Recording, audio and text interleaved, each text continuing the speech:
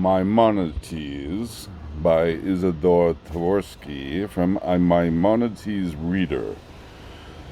Maimonides' biography immediately suggests a profound paradox.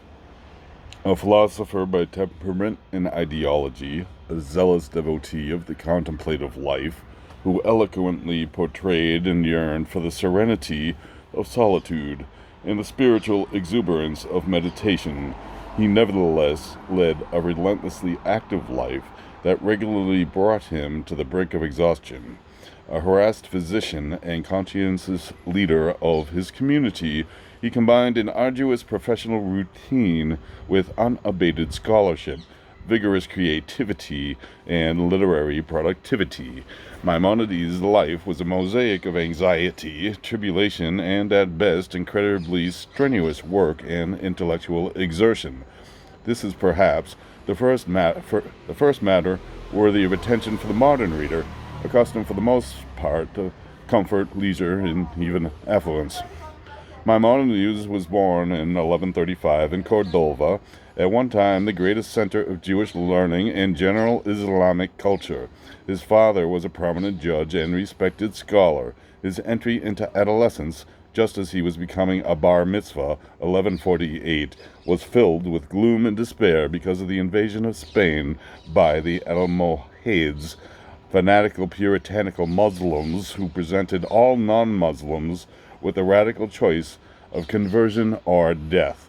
Some Spanish Jews chose martyrdom, others fled, while many reluctantly took upon themselves a life of duplicity and ambivalence, creating a searing gap between their public Muslim-like behavior and their private adherence to Judaism.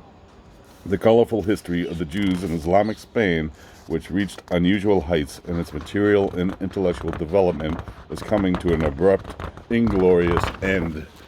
The Maimonidean family, uprooting itself from its ancestral home, where 8 generations of scholars had served as rabbis and judges, entered into a turbulent decade of flight and nomadism, wandering through southern Spain and northern Africa, and finally settling for several years in the city of Fez, where the Almohades also ruled with Spartan vigor and inquisitorial zeal. Life continued to be filled with apprehension, pretense, and defamation, theological indictment, and physical harassment.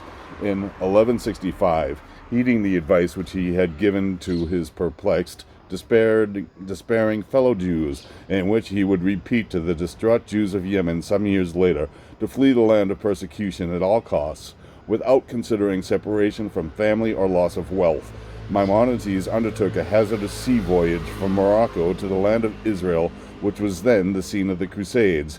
During this particular period, the Latin kingdom of Jerusalem, momentarily triumphant, was enjoying politico-military ascendancy over the Muslims, since its religious fanaticism equaled its political power. Maimonides found no haven in the Holy Land. His wanderings continued. It may even be that he regarded his trip primarily as a pilgrimage. His journey from Morocco to Palestine, as described in a statement quoted by a 16th century writer, Rabbi Eliezer Azikri, ended in prayer at the Western Wall. On Sunday evening, the 4th of the month of ER, I went to sea on Sabbath, the 10th of ER, in the year 4925. A heavy gale arose. The sea was turbulent, and we were in danger of drowning. I vowed to observe those 2 days as strict fast days for myself, my family, and all my household, and to order my descendants to keep these fasts also in future generations, and to give charity in accordance with their means. I further vowed to observe the 10th of ER in complete seclusion, and to devote the day to prayer and study. On that day, God alone was with me on the sea. So upon the anniversary of this day, I wish to be alone with God, and not in the company of man, unless I am compelled to. On Sunday evening, the 3rd of Sivan, I landed safely in Acre, and thus escaped persecution. The day in which we set foot in the land of Israel, I vowed to observe as a day of festivity and joy, accompanied by the distribution of gifts to the poor, I, as well as my offspring and future generations. Tuesday, the 4th of Mar Heshvan, in the year 4926, we arrived in Jerusalem from Acre Acre, and after a dangerous journey, I entered the site of the great and holy temple and prayed there on Thursday, the 6th of Mar-Heshvan. In any event, this experience of terrified flight from the lands of Islam and implacable hostility on the part of the powers of Christianity is in some respects reminiscent of the general fate of the Jews caught between the fierce rivalries of Christian and Muslim. His extraordinary difficulties in pursuing his studies during these years of instability and exile, and the profound sense of uprootedness and precariousness which permeated his thought, are poignantly portrayed in several of Maimonides' writings from this period. In the epilogue to his commentary on the Mishnah, he writes, "In concluding this work according to my plans, I pray to God that he save me from errors.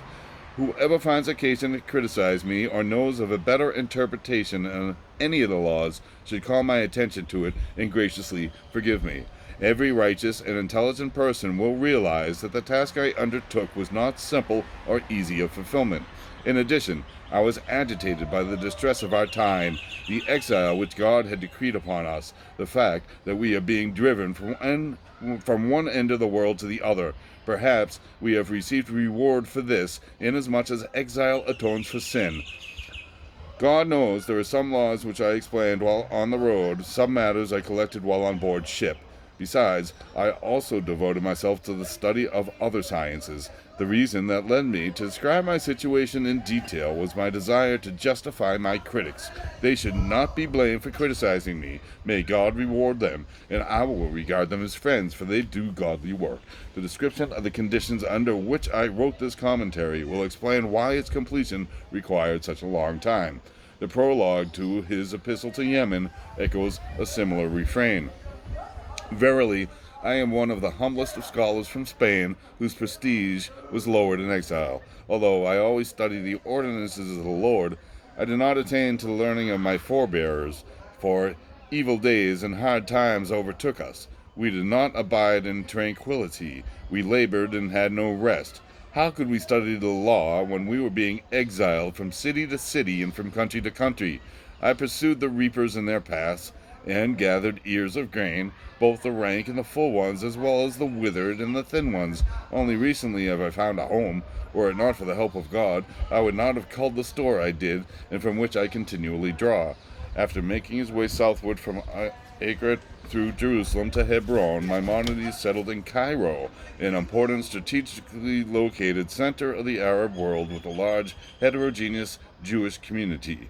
The first years in Egypt were punctuated by the death of his father, his own prolonged illness, intermittent strife, personal and communal, instigated by both Jews and Muslims, and, in 1173, the crushing blow, the death of his younger brother David, a well-to-do, enterprising merchant who had been supporting the entire family and who was drowned in the Indian Ocean while on a business trip.